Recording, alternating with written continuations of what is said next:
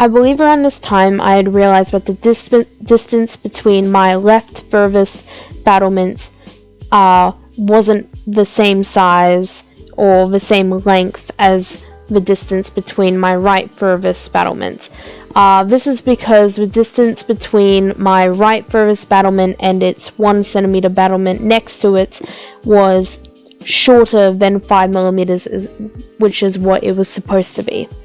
I tried to fix this by trying to stretch the length or the line that was too short, but it ended up turning the line that was above it to an angle, so I decided to just delete all of the lines that were attached to it and redraw it to 5 millimeters to make sure it was the exact same size as the other side to make it symmetrical.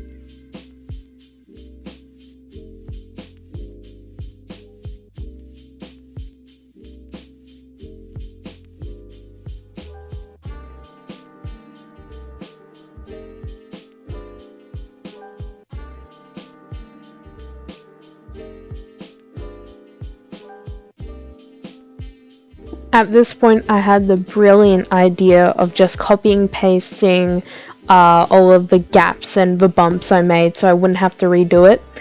And I had to look up how to, I guess, what do you call it? Invert, yeah. I had to look up how to invert it, which I'm ashamed of because it turns out the literal answer was in the corner of the screen. So I ended up inverting all of my bumps and gaps so I wouldn't have to redo the entire process, and it made my life 10 times easier.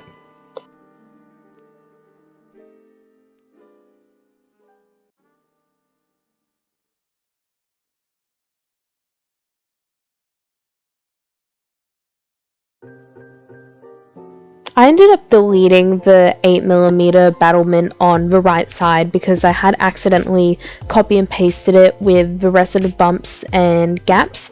So after inverting it, I just deleted that battlement and used the one that was copy and pasted with the rest. And I had moved it too high, so I had to play around a bit and make sure it was on the same elevation as the rest of the battlements. But after that, it looked perfect.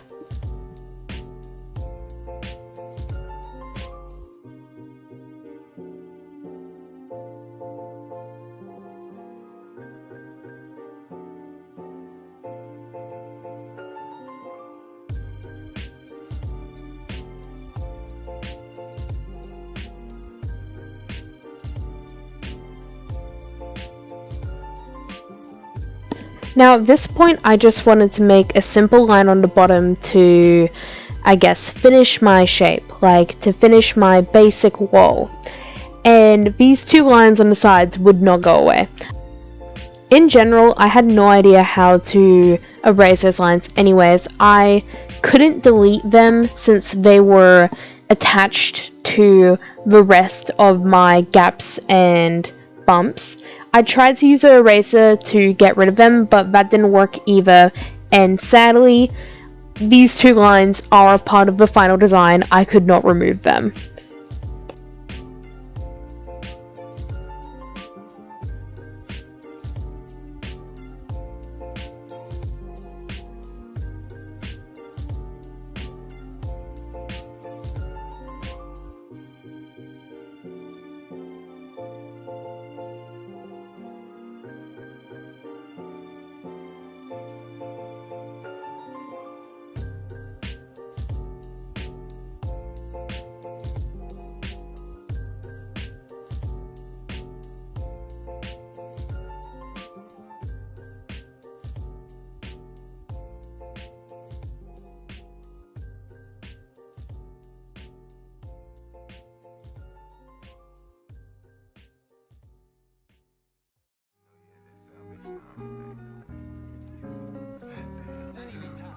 You getting high already?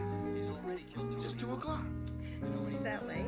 You know you smoke too much of that shit. That shit's gonna rob you of your ambition. Not if your ambition is to get high and watch TV.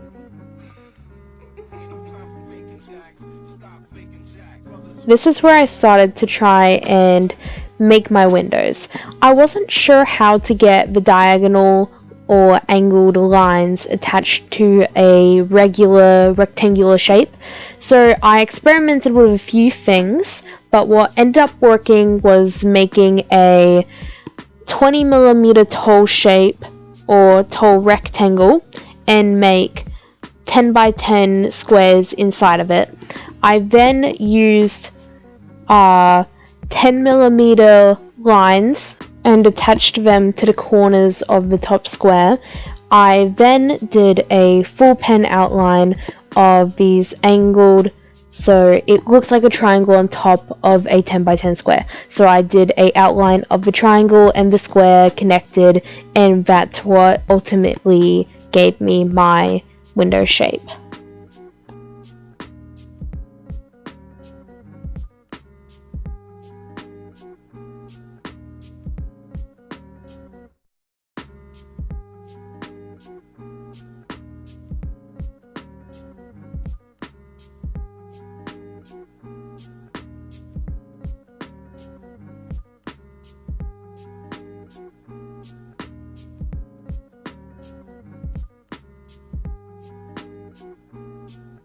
I next grouped all of these lines together so copy and pasting this window would be easy, and I made sure to get measurements of where specifically my windows on my technical drawing were so I could place it in the correct areas.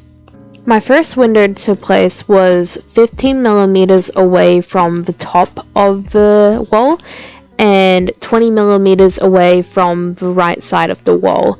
And to do this, I had made these like the 15mm line and the 20mm line, and I had angled it right underneath the top and the sides and just positioned it using these guiding lines.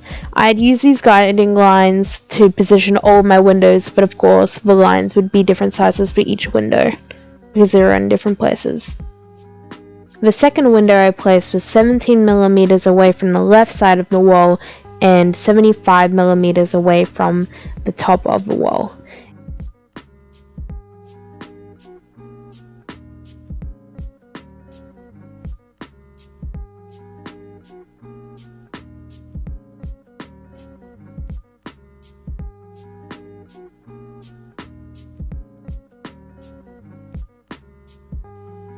Finally, I placed the third window 15mm away from the right side of the wall and 100mm away from the top of the wall.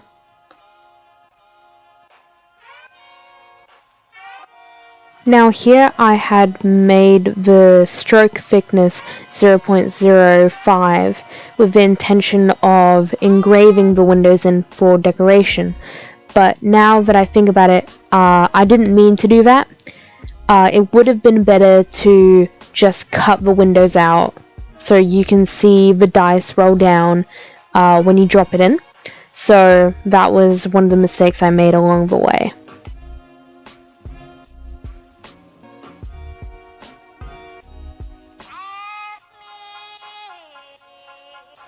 Now, I really wanted to add a brick design to my wall to make it look 10 times better. I did start by trying to do it manually by doing like small 5 by 10 millimeter lines, but it wasn't working out. It was taking too long to do it. So then I ended up trying to look up on Google some transparent black and white brick prints.